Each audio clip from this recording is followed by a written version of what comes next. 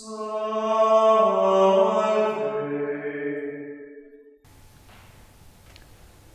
reading from the book of Sirach. When a sieve is shaken, the husks appear. So do one's faults when one speaks. As the test of what the potter molds is in the furnace, so in tribulation is the test of the just. The fruit of a tree shows the care it has had. So too does one's speech disclose the bent of one's mind. Praise no one before he speaks, for it is then that people are tested. The word of the Lord. Thanks be to God. Brothers, you are not your own, nor am I my own. Since our baptism and since our profession, we've been set apart, we've been chosen by God for a purpose. For us, it's to be preachers. Our whole lives are to be given to this purpose, and our words as preachers especially matter. Our words can proclaim goodness and truth, or they can harm people. And in some ways, our lives are supposed to be set apart. So when we misuse these gifts, we're misusing it in a way that God doesn't want us to be using it, in a way that's not intended to be used.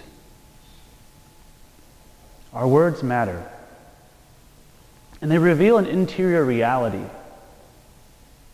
Do we love our brothers?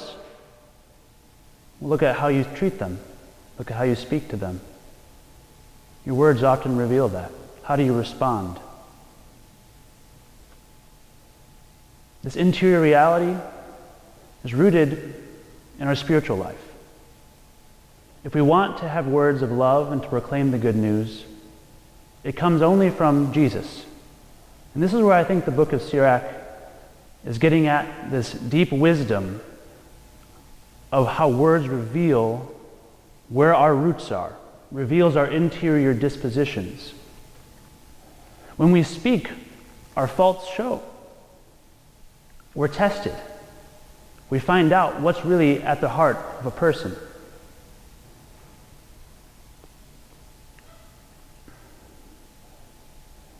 The only way that we can bear good fruit is if we have this relationship with Jesus. And so we have to be wary of how we use our words. We have to be attentive to that. We have to honor the gifts that God has given us and to fulfill the purpose that we've been given. I think in a really particular way that our gifts and our words are tested is when trials, tribulations, and suffering enters the world.